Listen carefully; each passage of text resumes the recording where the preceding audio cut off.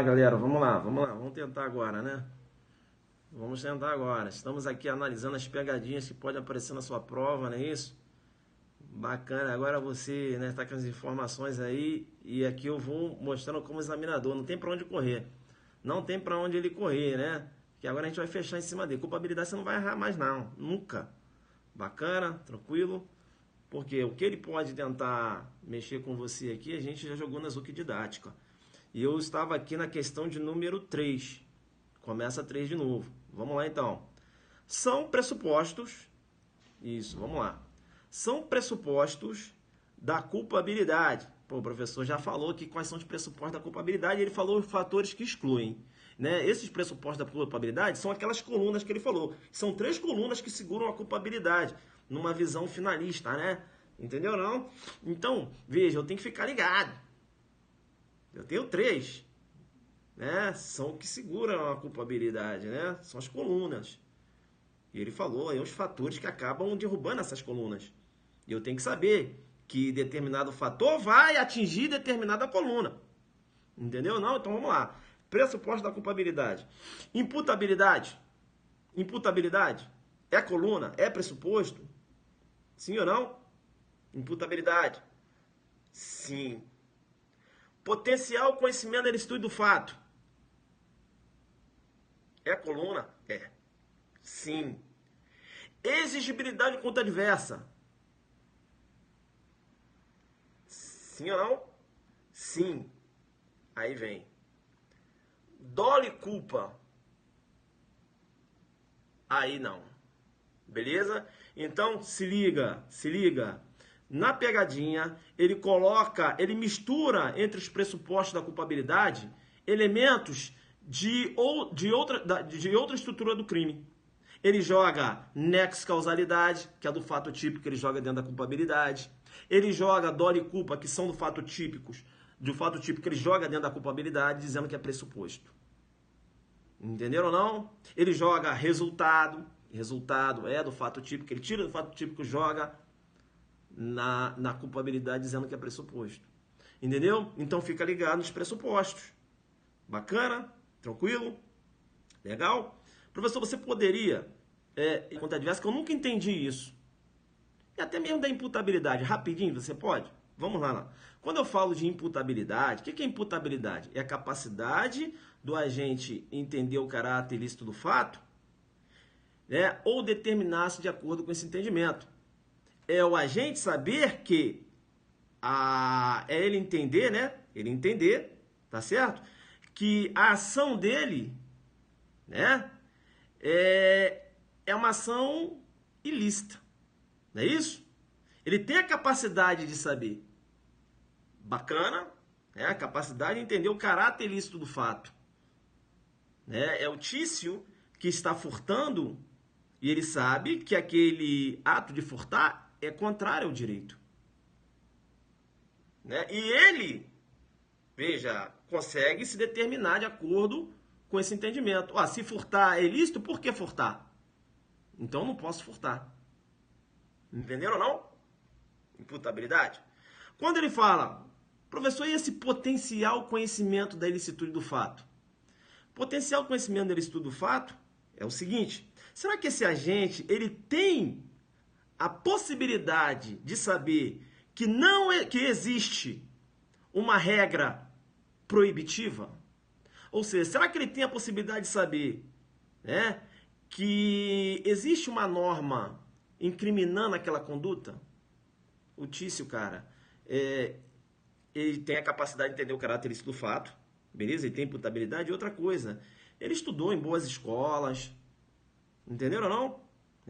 Ele lê noticiário, e ele já viu até pessoas sendo presas pela prática de furto na televisão. Então, ele tem um potencial conhecimento da ilicitude do fato. Ou seja, ele tem a possibilidade de saber que existe uma norma incriminando aquela conduta. É o que eu chamo de potencial conhecimento da ilicitude do fato. É por isso que quando o holandês vem aqui para o Brasil, né, aquele exemplo do holandês, e ele está portando um cigarro de maconha, no país dele, ele nunca viu ninguém ser preso por porte de uso. né, por porte de droga para uso próprio. Entenderam ou não? Né? Alguém ser conduzido à delegacia, melhor dizendo. Porque na delegacia, assina um termo circunstanciado e é liberado. Então, ele acaba errando no que é proibido. Na existência ou limite de na existência de uma norma proibitiva. É por isso que ele erra no que é proibido. Aí eu tenho um chamado erro de proibição. Aí você tem que verificar se esse erro dele é vencível ou invencível. Porque tem o Tício, sabe que eu falei que ele é holandês? Sim, professor. Rapaz, o Tício, sim, no país dele, portar droga para uso próprio não é considerado uma conduta criminosa. Sim. Mas eu tenho que falar para você uma coisa que eu não falei ainda. O quê? Rapaz, o Tício tá aqui no Brasil, ó. 10 anos aqui. Meteu que é holandês. Ah, que eu não sabia, porque no meu país. Mas vem cá, Tício. Você já estava no Brasil há muito tempo. Então, veja, esse erro de proibição que você diz que é invencível, que você não podia saber, ele não se sustenta. O seu erro de proibição é vencível. Então, ele pode responder pelo crime com a redução da pena. Deu para vocês entenderem? Potencial conhecimento deles tudo fato. Isso. Seu erro de proibição é vencível. E o que o aluno tinha colocado agora é o critério. Professor, como você vai avaliar se esse erro de proibição dele era vencível ou invencível? Aí você tem critérios. E o critério, né?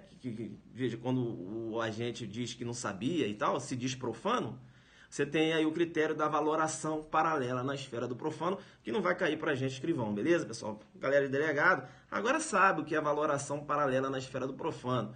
Ou seja, você sai do direito e vai verificar qual foi a vida daquele cara. É por isso que é a valoração paralela na esfera de quem? Do profano, daquele que se diz profano. O Tício está aí no Brasil já há 10 anos, estudou em escolas brasileiras. Você sai do direito, valoração paralela na esfera de quem? Daquele que se diz profano. É o critério da valoração paralela na esfera do profano, está ligado ao que é o erro de proibição. Para verificar se é vencível ou invencível. Isso aí, colocou aí, ó. Isso aí. Entendeu? Potencial conhecimento da estudo do fato. Tá. Professor, agora explica a exigibilidade contra adversa, que eu ainda não entendi. Exigibilidade contra adversa é o seguinte. Homicídio. O Tício foi lá e matou o Mévio. Tá. Tício foi e matou o Mévio. Isso.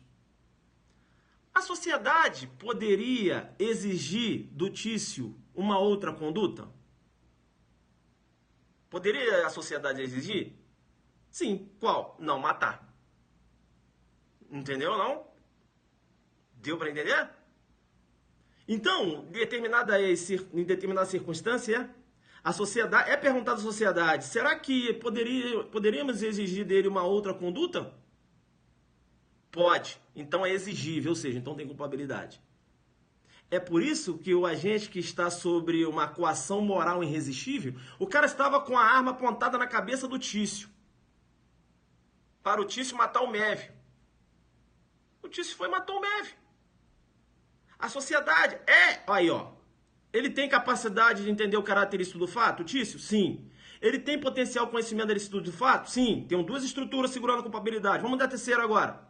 Terceira. Qual é a terceira? A terceira é o seguinte, a sociedade poderia exigir dele uma outra conduta? Como?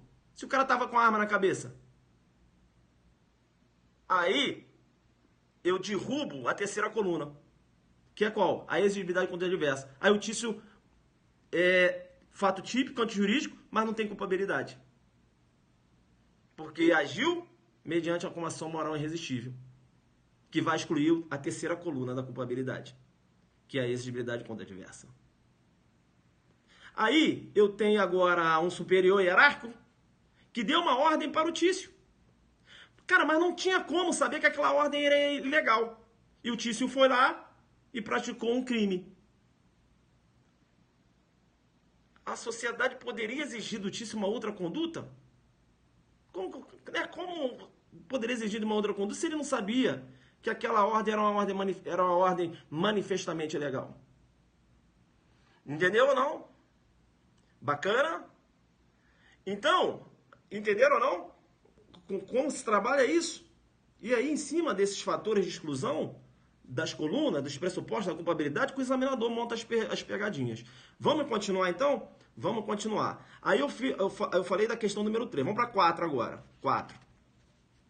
A inimputabilidade, olha só, aí começa, vamos lá. A inimputabilidade exclui a culpabilidade por ausência do potencial conhecimento da ilicitude do fato. O agente é inimputável. E o fato dele ser inimputável, né? Aí. A inimputabilidade, ela exclui, ou melhor dizendo, né? Volta aqui. Beleza.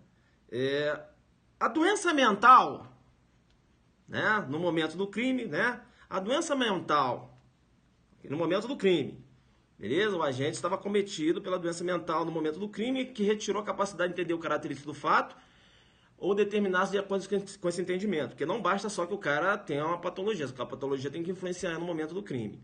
Aí vamos lá, vamos mudar aqui um pouquinho. A doença mental, né? Vamos supor que seja aquele agente que no momento da prática do crime estava ali cometido por uma doença mental. Exclui a culpabilidade por ausência do potencial conhecimento da ilicitude do fato. Doença mental, qual é a coluna que ela afeta? É o potencial conhecimento da ilicitude do fato ou ela afeta a coluna da imputabilidade? Ela afeta qual coluna a doença mental? Aí, ó, imputabilidade.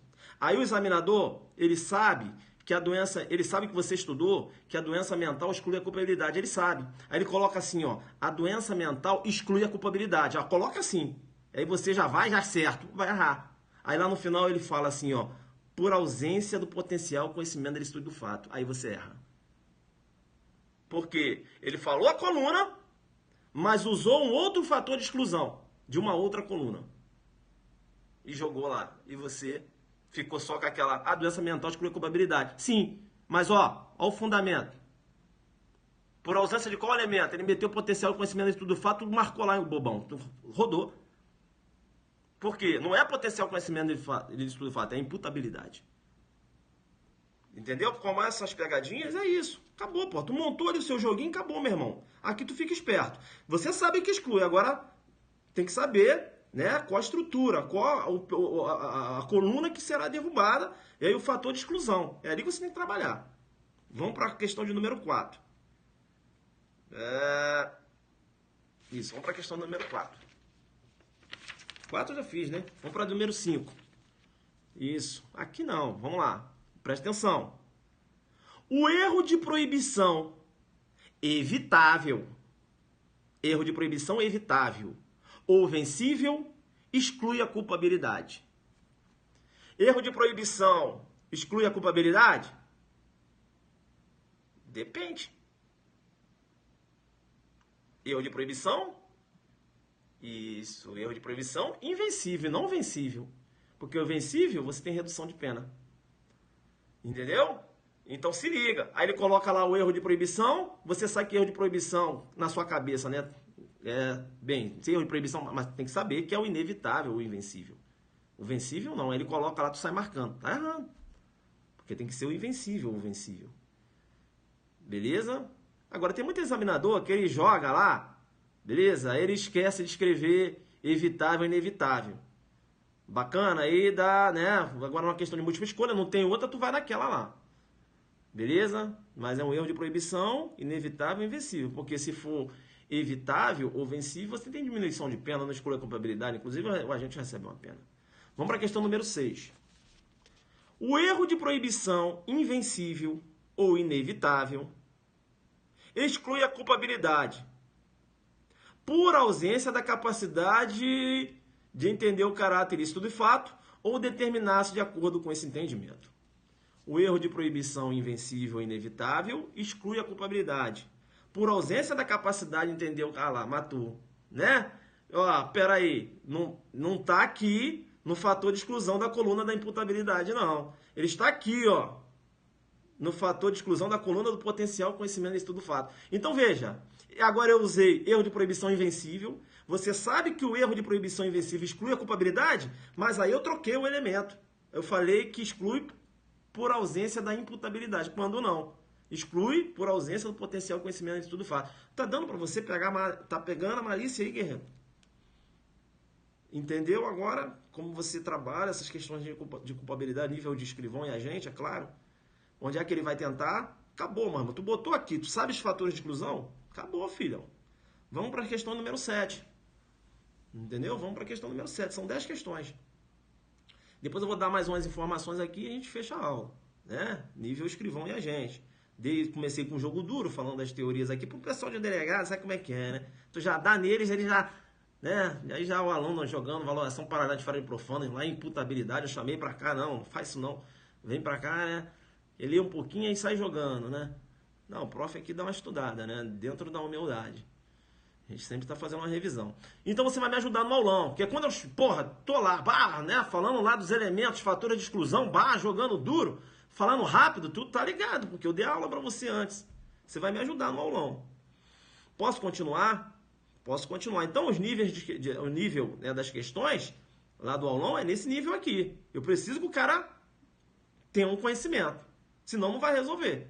Aí eu tô falando lá de potencial conhecimento de estudo do fato, né? Tô misturando potencial conhecimento de estudo do fato com embriaguez acidental fortuita, tá lá você marcando, certo? Tá errado. Né? Entendeu a valoração paralela na esfera do profano? Isso é um critério de aferição do erro de proibição, se é vencível ou invencível. Beleza? Depois eu vou dar uma... acho que eu tenho uma aula que eu falo da valoração paralela na esfera do profano, depois dá uma olhada aí no YouTube. Não cai para escrivão e agente, o cara não vai pedir isso não. Para delegado, eles perguntam. Vamos para a questão de número 7? Tá gostando de resolver as questões? Você está conseguindo resolver as questões agora? Vamos para a questão de número 7? Faltam 3. Isso. Entendeu o joguinho? Viu lá? Os fatores de exclusão, o pilar, os 3 pilares e tal, onde é que o examinador, né? Examinador, se eu não jogo na Zuc didática aqui, veja, sem quadro, né? Sem quadro, a gente... não adianta eu ficar falando aqui muito tecnismo, que você não vai. Eu tenho que jogar aqui baixar aqui o nível da didática, tem que ser assim mesmo, para fazer todo mundo entender. É claro, você não vai chegar numa prova oral, vai falar, são 3 colunas, não. Né? Você vai falar pressuposto, aí você está falando tecnicamente. Beleza? Isso, né? Os pilares, né? Para você saber. Vamos lá então para a questão número 7. Depois você vai aplicar o tecnismo, né? Questão número 7. A obediência hierárquica, a ordem não manifestamente ilegal e a coação física irresistível exclui a culpabilidade por ausência da exigibilidade contra adversa. Aí você sabe que a exigibilidade contra adversa, que é aquela terceira coluna, ela é excluída por 2 fatores. Um aqui eu mencionei correto, que é a obediência hierárquica, a ordem não manifestamente ilegal. O que está errado? Eu utilizei coação física. Ele adora jogar coação física como exclusão da culpabilidade. Coação física exclui o quê? A conduta. E a conduta está onde? No fato típico. Entendeu? Isso. Exclui o fato típico, mas por ausência de quê? Qual elemento lá? Conduta. Isso. Excluir conduta também é um ato reflexo. Como, professor? O Tício estava com uma arma na mão. Aí no meio da multidão, sabe? No meio da multidão. Ele estava com a arma assim... Não, no meio da multidão não. O Tício estava em determinado local, né? Com a arma na mão e tal, policial. Rapaz, passou uma pessoa correndo rápido, pum, bateu na arma dele, pum, ele acabou atirando. Ato reflexo. Ato reflexo também exclui a conduta. Beleza? Se a questão mencionar lá, você tem a tipicidade de fato. Se a questão mencionar lá, fulano, agindo mediante reflexo, já vai lá na tipicidade do fato e vai pra galera. Isso, ato reflexo. Beleza? Isso, joga pesadíssimo. Isso, vamos então aqui para a questão de número 7, vamos para a questão de número 8. Questão de número 8. Vamos lá, essa questão é bacana. O pessoal de delegado tá na área aí? Vamos lá. Isso, ausência de conduta, né? Já falei. Vamos lá então, questão de número 8. A embriaguez fortuita ou acidental, incompleta, exclui a culpabilidade. A embriaguez fortuita ou acidental incompleta exclui a culpabilidade. E aí? A embriaguez fortuita, acidental completa exclui a culpabilidade. Errado, né? Porque se a embriaguez acidental ou fortuita, não fortuita acidental, que é aquela embriaguez, né? Você vai ver lá no código, ele menciona lá, embriaguez fortuita ou força maior, é a mesma coisa. Beleza? Se ela é incompleta, há diminuição da pena. Não há que se falar em isenção da pena. Não exclui a culpabilidade. Vamos para a questão de número 9. Vamos para a questão de número 9. Vamos para a questão de número 9. Vamos para a questão de número 9. 9. Aplica-se a teoria Axel-Libera em causa para responsabilizar o agente que praticou o crime em estado de ébrio, em decorrência de embriaguez completa, fortuita ou acidental. Aplica-se a teoria Axel-Libera em causa para responsabilizar o autor de um crime que praticou o crime em estado de ébrio, em decorrência de embriaguez completa, fortuita ou acidental. Isso, chamei lá na teoria italiana Axel-Libera em causa, ação livre na causa. Você vai aferir a capacidade de entender o característico do fato, né? Ou determinar-se de acordo com esse entendimento no momento da ingestão. E aí? Alguém colocou ali, ó. Questão errada. Por que questão errada? Porque se a embriaguez é acidental ou fortuita, só pode acontecer só posso ter dois resultados. Primeiro, se ela for isso, né? Aqui já ganhou aqui um bloqueio, né? Isso, live chata não é nem para estar aqui, né? Já ganhou um bloqueio, não é para você. É só para quem está com nível acima. Beleza? Então veja, se a embriaguez, isso, já ganhou já aqui um bloqueio. Não é para ele. Se a embriaguez ela é completa, né? E é uma embriaguez acidental ou fortuita, é isso? Se a embriaguez é completa, acidental ou fortuita, é isenção de pena. Então, qual a conclusão? Olha só, cara, a pegadinha enorme que aparece na prova. Olha só. Vai aparecer assim na sua prova. Vai aparecer assim na sua prova. Vai aparecer assim na sua prova. A teoria Axel-Libera em causa é aplicada em toda modalidade de embriaguez para responsabilizar o agente que praticou o crime em estado de ébrio.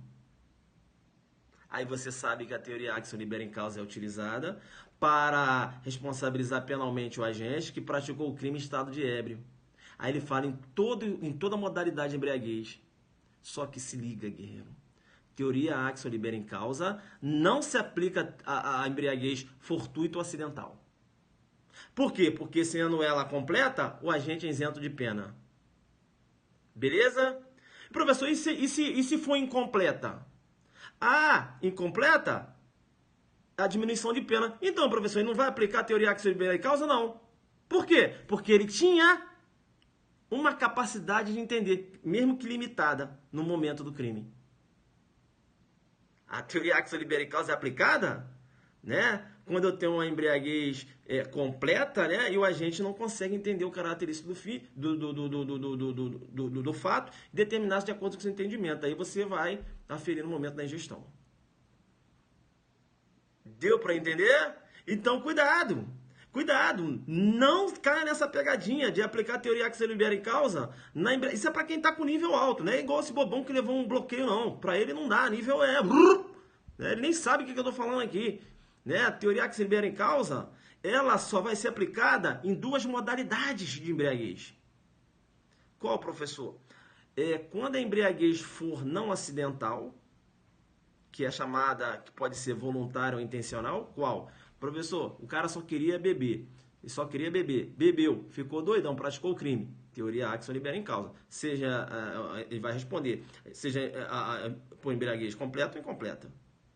Bacana? Ainda, embriaguez não acidental, culposa. Ele só queria beber. Ou melhor, ele só queria beber e acabou ficando doidão. Beleza?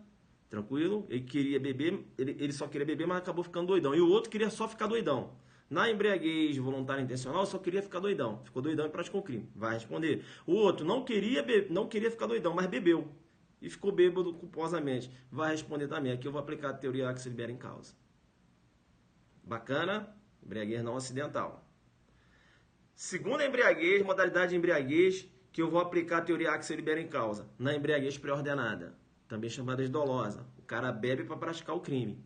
Além de responder penalmente, com a aplicabilidade da teoria A que se libera em causa, ainda tem a agravante genérica lá do artigo 61, inciso 2. Esse crime ainda é agravado. Beleza? Então vem cá, filhão. Professor, peraí. Peraí, professor. São tantas modalidades de embriaguez. E você falou que a teoria A que se libera em causa só vai se aplicar na não acidental que se divide, né? Sim, na voluntária ou intencional culposa e na embriaguez pré-ordenada, dolosa. Aí você falou que não se aplica a teoria A que se libera em causa. Você acabou de falar na embriaguez acidental fortuita. Falei. Mas tem mais uma, professor. Qual? A patológica. Não se aplica, não. Por quê? Porque a patológica, que para ser doença mental, tu aplica o 26. Não há que se lançar a mão da teoria A que se libera em causa. Se a patológica retira toda a capacidade ilícita do fato, o agente é isento de pena. A patológica, que para ser doença mental. Então, cuidado. Teoria A que se libera em causa não se aplica em todas as modalidades de embriaguez. Aí o cara joga lá embriaguez, sabe o basicão? Ah, teoria A que se libera em causa na embriaguez. É o básico. Vai pra lá, o cara mete teoria A que se libera em causa, coloca uma situação de embriaguez, fala que o cara praticou o crime no estado de ébrio, mas mete embriaguez acidental fortuita, mete completa. Entendeu? E aí? Né? Ou mete incompleta. Tá você metendo teoria que se libera em causa numa parada que não cabe. Entendeu? Então, fica esperto. Né? Fica esperto. Beleza? Vamos para a questão número 10. Depois eu vou passar mais algumas informações aqui e a gente fecha a live, né? Vamos para a questão de número 10. Bacana essa? Vamos lá. 10. O erro de tipo invencível exclui a culpabilidade por ausência do potencial conhecimento e estudo do fato. O erro de tipo invencível exclui a culpabilidade por ausência do potencial conhecimento e estudo do fato. E aí? O erro de tipo invencível exclui a culpabilidade por ausência do potencial conhecimento e estudo do fato. Errado, né? Errado, né? Veja, o erro de tipo invencível exclui o dolo e a culpa, né? O erro de tipo, veja, ele tá lá e vai trabalhar lá na tipicidade. Entenderam ou não? Aqui é erro de proibição. Aí ele sabe que você estudou erro, ele troca o erro de proibição pelo erro de tipo. Entendeu? Então, guerreiro, aqui, essas questõezinhas é para você ter maldade. Para você não errar a questãozinha de culpabilidade, que está no seu edital da PCDF. Entendeu? Agora vem para cá que eu vou te dar informações finais. Tá. A partir de quantos anos o cara é considerado inimputável? A partir dos 18 anos. Essa presunção, ela é absoluta ou é relativa? Presunção é relativa. Por quê? Que eu posso depois comprovar que ele, apesar de ter 18 anos, ele sofre de uma patologia mental que no momento do crime retirou a capacidade de entender o caráter ilícito do fato e determinar-se de acordo com esse entendimento. Então, a presunção de imputabilidade, vai cair na sua prova. A presunção de imputabilidade é absoluta, não, é relativa. Porque eu posso provar o contrário. Ou seja, eu posso provar que esse agente, eu posso provar que uma daquelas causas de exclusão daquelas estruturas estava presente no momento da prática do delito. Presunção é relativa. Primeira. Segunda dica, importante. Menoridade versus maioridade superveniente. Como assim, professor? O Tício realizou o disparo de arma de fogo, ele tinha 17 anos.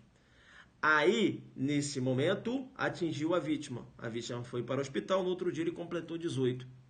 Maioridade superveniente. Vai responder por crime ou ato infracional? Vai responder por ato infracional. Ele tem culpabilidade? Não. Por quê? Porque no momento do crime, isso, ele não tinha culpabilidade.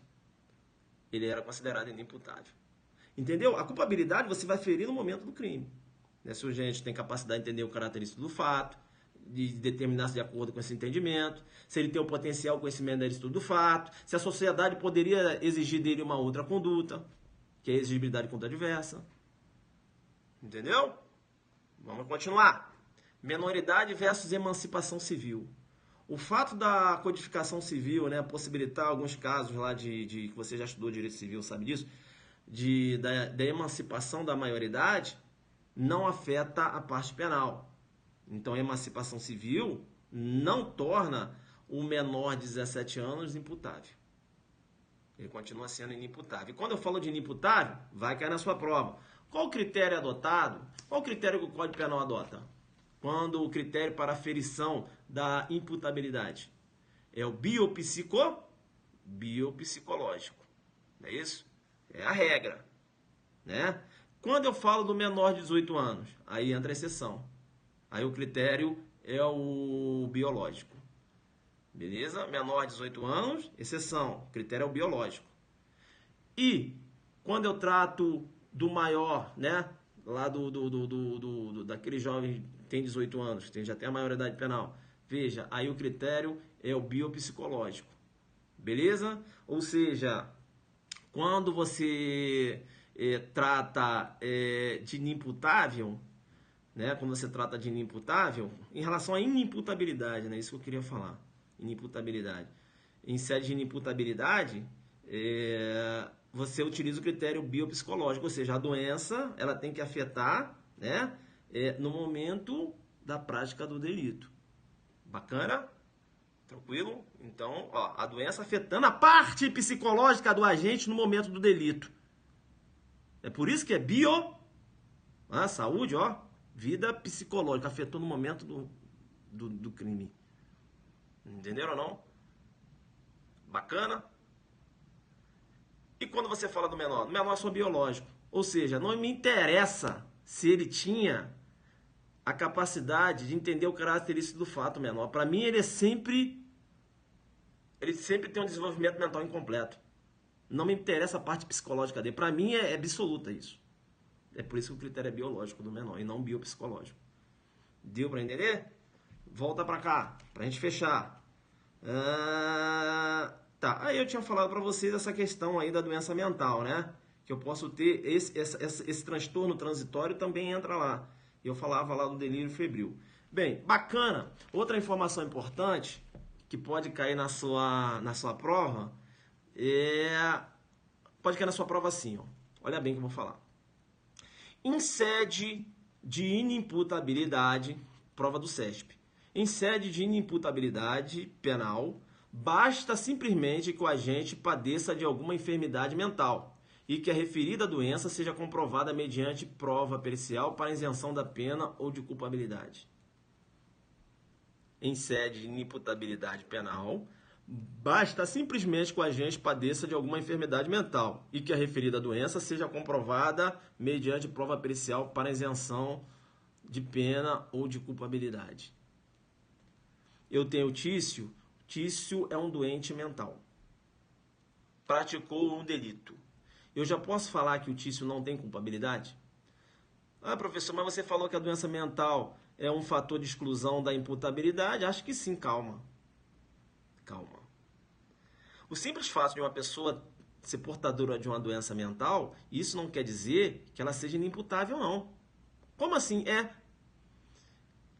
Essa doença ela tem que afetar no momento do crime. Pega lá o seu artigo 26. Lê comigo.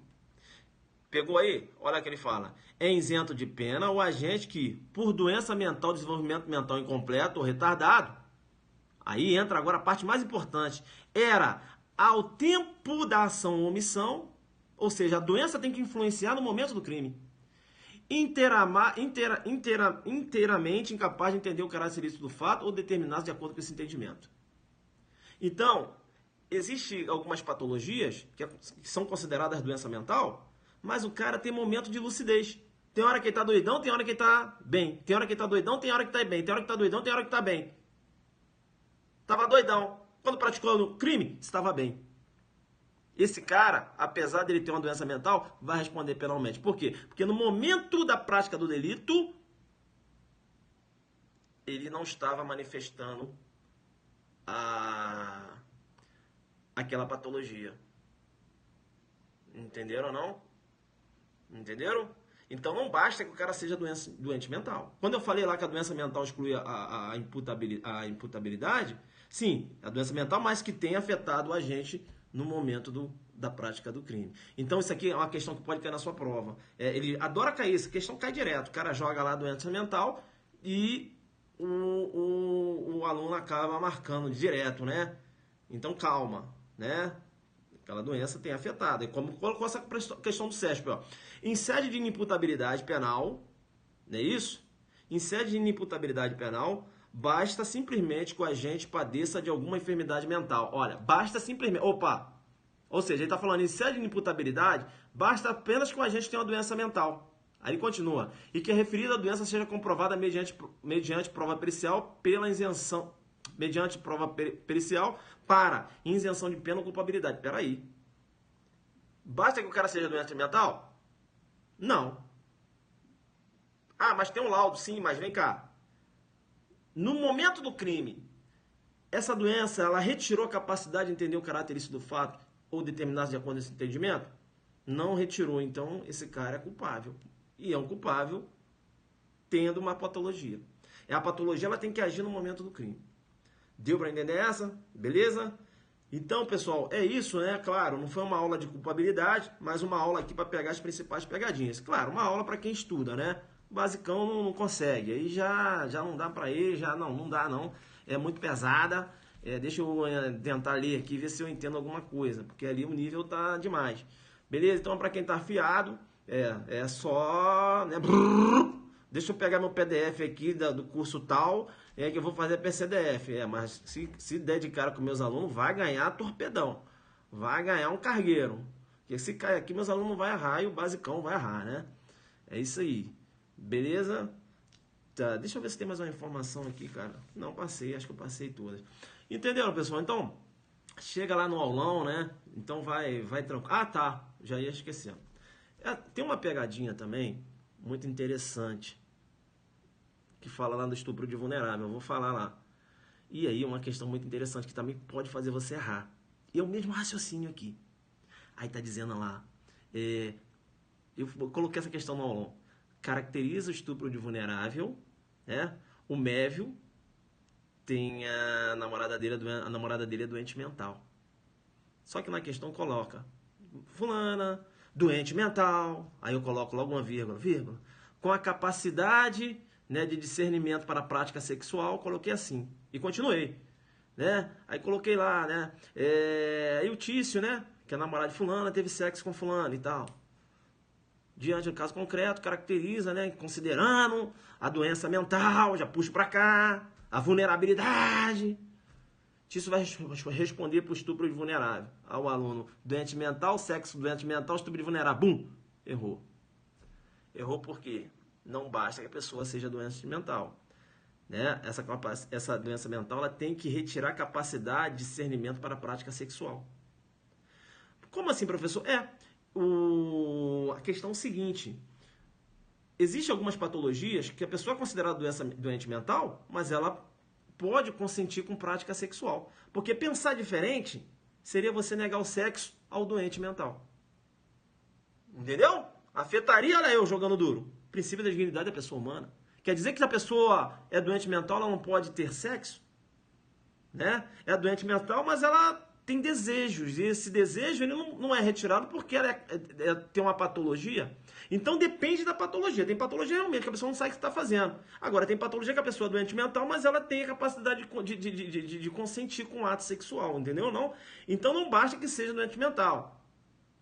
Tanto é que quando você abre lá o estupro de vulnerável, tá lá falando, né? Ou doente mental, não é isso? Ou enfermidade mental, diz assim o dispositivo, não estou aqui agora. Aí ele fala, né? Veja, que não tem a capacidade de discernimento. Só que o aluno não se liga nisso. Aí fica doente mental, sexo doente mental, estupro de vulnerável. Aí acabou, tá no básico na cabeça dele. Aí entra o jogo duro do detalhe, que é só o cara que raciocina, o cara passa e o outro fica lá. Tu viu aquela do doente mental? O cara tem um sexo com a doente mental? Tu marcou, né? Tu marcou estupro de vulnerável, né? Rapaz, mas você não viu não que a questão falava que a doente mental tinha capacidade de discernimento para a prática sexual? Não, aquilo era pegadinha, rapaz. Tu acha que doente mental vai ter capacidade de discernimento da prática sexual? Tu errou! Aí vem o gabarito, tá lá, mano. Essa questão, inclusive, caiu na IBAD, né? O pessoal do Rio joga pesado demais no penal, tá? Eu sei a galerinha que deve estar nessa banca aí, é um pessoal pesadíssimo, né? A questão muito bem feita, caiu lá no Acre. E aí, filho? Então se liga, tá no aulão essa questão também. Beleza, pessoal? Então é isso, a gente se vê no aulão. Amanhã não vou fazer live, fiz uma hoje, beleza? É claro, foi uma live aí meio... Quem é que estuda para delegado que assistiu a live aí? Quem estuda para delegado que não assistida na live, né? Claro, a gente começou pesado, falando um pouco das teorias. Claro, em apertada síntese aqui não deu uma aula de culpabilidade, mas dei aqui alguns bizus, não é isso? Então você que já estudava para delegado, falei um pouco aqui das teorias, mas eu vou fazer uma live com uma pegadinha dentro das teorias. Porque eu comecei com as teorias aqui, tanto é que tem aluno que estuda para escrivão e a gente. Quando eu comecei as teorias, já falou, caramba, não vai dar para mim. E tal. Mas ele permaneceu, depois eu baixei aqui o nível, aí comecei a falar de finalismo e tal, aí joguei aqui nos elementos, que é o que cai na prova. Beleza? Essa jogadinha aqui dos elementos pressupostos, ele retirando, colocando relação de causalidade que não tem nada a ver na culpabilidade, entendeu? É isso que ele vai fazer. Ou excluindo a culpabilidade, mas mexendo em outra coluna, né? Dizendo lá, por exemplo, que a doença, essa é a questão bonita, né? A doença mental retira o potencial conhecimento do estudo do fato, né? Por ausência do potencial conhecimento do estudo do fato. O cara doente mental, potencial conhecimento, esse porra tem que estar certo, que eu estudei que a doença mental exclui a culpabilidade. Olha só, né, quando é um erro de proibição, aí o cara joga ali, já foi, já menos um. Então você tem que saber onde se encontram cada elemento da culpabilidade, beleza? Então a gente usou uma didática simplista, né, nada aqui de tentar falar tecnicamente, nada disso para você entender. Não adianta eu estar falando, você não está entendendo nada. Então depois dá uma olhada nessa aula aí. Zuki, tá faltando aula para Delta, hein? Abandonou a gente. Não, a gente vai fazer aí, né? Vamos falar aí sobre... Vamos falar sobre culpabilidade. Aí para Delta, o que eu poderia falar aqui? Culpabilidade às avessas. Que esse negócio de culpabilidade às avessas é coisa de brasileiro, né? Zaffaroni não fala de culpabilidade às avessas, não. Ele fala de culpabilidade, que é a divisão da responsabilidade penal pelo Estado junto com a gente. O pessoal de escrivão e a gente, isso não cai não, né? Prova de você não, com culpabilidade, é uma outra parada aí. Beleza? Mas a gente vai falar de culpabilidade vazia, não é isso? Falar da teoria psicológica, teoria normativa, ou psicológica normativa, teoria normativa pura, né? A gente vai falar isso. A gente faz uma aula dessa, fazendo essas pegadinhas dentro da teoria, como eu comecei até a fazer quando eu comecei a jogar lá Dolly Culpa, mexendo e tal. A gente vai fazer isso aí, beleza? Para delegado, é um outro nível. Tranquilo? Estaremos na live. Valeu, pessoal, um abraço aí e dá uma olhada aí depois aí na retrospectiva. Tchau, tchau.